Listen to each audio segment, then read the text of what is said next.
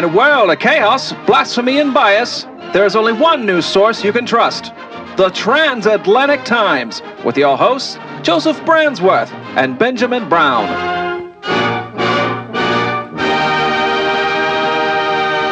Buenos días, encantadores oyentes. Son los Transatlantic Times. Soy tu anfitrión, Jose H. Brandsworth. Joseph, quit speaking Japanese. Everyone knows it's a dead language. That was Spanish, Benjamin. I was trying to reach across cultural borders to our listeners in other parts of the world. Well, how considerate of you. Here, let me try. Benjamin? That's me, using ASL to tell you how little I care about our listeners. Now get to the news. Let's. For the week of May 21st, I am Benjamin Brown. And I am Joseph Brandsworth. This week, Gwyneth Paltrow's brand, Goop, has been sued by Texas man Colby Watson, who claims a scented candle purchased from the site exploded upon burning. Watson purchased the $75 This Smells Like My Vagina candle from Paltrow's Goop website and lit it up for the first time to take in the inviting smell. However, after about 3 hours of burn time, Colby claims the candle, quote, exploded and was engulfed in high flames. Photos provided to TMZ revealed the entire candle holder charred black, with additional claims by Watson that it left a black ring on the table where it sat. I'm sorry, Joseph. What was the scent of that candle? The name of the candle is, quote, This Smells Like My Vagina. As in Gwyneth Paltrow's vagina? That would be a good assumption, Benjamin. The lawsuit may not be as clear-cut as one would think, though, being that Colby Watson violated the safety precautions printed on the candle's label. The product warns users wishing to smell such scents that the wick requires regular trimming, and the candle should never burn for more than 2 hours at a time. And that bozo burnt it for 3. What an absolute moron! Everyone knows you can't burn a candle for more than 2 hours at a time. Indeed, Benjamin, it is such common knowledge. A spokesperson for Goop has released a statement stating, quote, we are confident this claim is frivolous and an attempt to secure an outsized payment from a press-heavy product. Perhaps Watson wouldn't need such a large payout if he didn't spend $75 on vagina-scented candles. Perhaps indeed, Benjamin. Goop does offer additional candles in the collection, though, such as the popular This Smells Like My Orgasm scent, or the This Smells Like My Prenup. That being said, all of these unique smells will run you a cool $75. A small price to pay for luxury. A small price indeed. Over to you. Well, speaking of luxuries, President Biden enjoyed one of his favorite pastimes this week. Joe Biden is back behind the wheel. The self-proclaimed, quote, car guy visited Ford's Rouge Electric Vehicle Center during his infrastructure campaign. And while visiting, he was allowed to hop behind the wheel of the new Ford F-150 Lightning electric truck. This sucker's quick, said the president as he rolled up, windows down. He then proceeded to warn the press with, quote, I'm just gonna step on it. I'll come off at 80 miles an hour.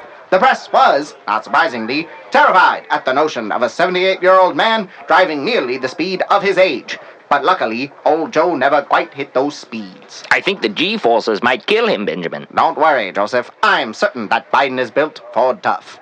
Before speeding off, one reporter asked if she could ask about Israel. Biden said he was ready to drive, though, and the only way to stop him would be to get in front of the truck. Did Biden just threaten to run over a reporter? Well, he claimed he was simply teasing, but I'm not so sure. When a car guy is behind the wheel, anything can happen. Now, back to you. This just in. A remarkable innovation in the realm of COVID-19 testing. Researchers in the Netherlands have trained bees to detect samples infected with the coronavirus. I'm sorry, Joseph. Did you say bees? Bees, Benjamin, bees. Apparently, they have a remarkable sense of smell and can detect a positive coronavirus sample. How does one train a bee? Wim van der Poel, a professor of virology who assisted in this project, revealed that, quote, we collect normal honey bees from a beekeeper, and we put the bees in harnesses. I'm sorry, they put the bees in harnesses? That's downright adorable, is it not? Van der Poel goes on to explain, quote, right after presenting a positive sample, we also present them with sugar water. And what the bees do is extend their proboscis to take the sugar water. Joseph, this is a family program. Oh, Benjamin, it's just talking about their cute little tongues. I refuse to believe the word proboscis is appropriate. Believe what you will, Benjamin, but it's saving countless and precious hours in COVID-19 testing.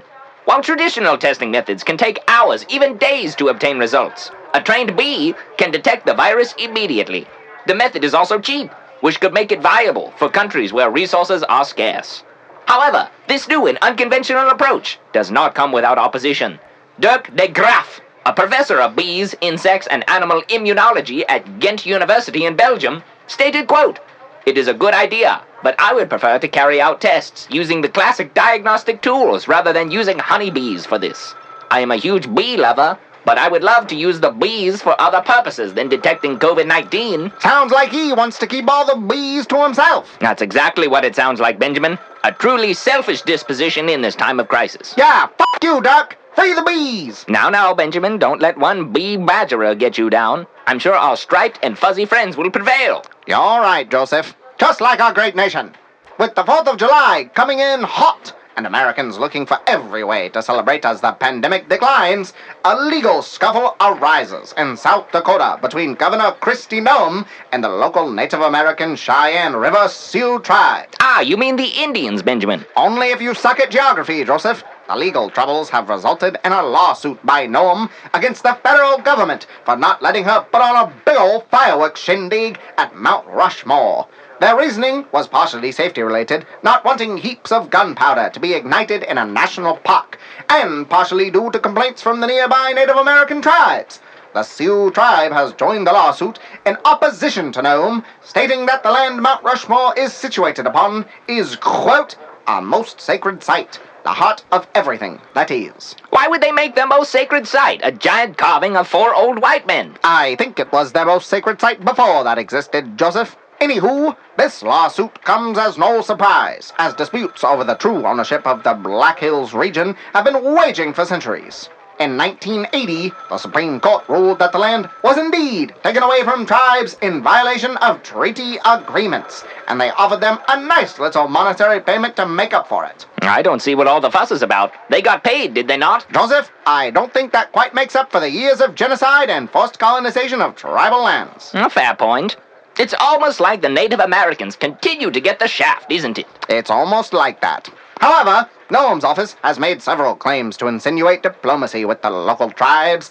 Noem took matters to the Oval Office last month, writing President Joseph R. Biden that the tribes were consulted before the 4th of July celebration event the year prior.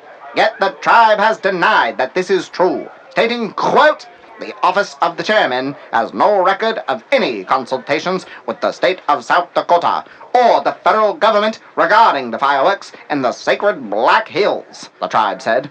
As of now, who knows whether or not we'll be able to blow shit up at Mount Rushmore this year to celebrate our nation's controversial history. Doubt it. Yeah, me too. Well, that's all the news worth caring about this week, listeners. Have a great week. Except you, Zack Snyder. Go f*** yourself. For now, this has been the Transatlantic Times, where it's out with the old and in with the news.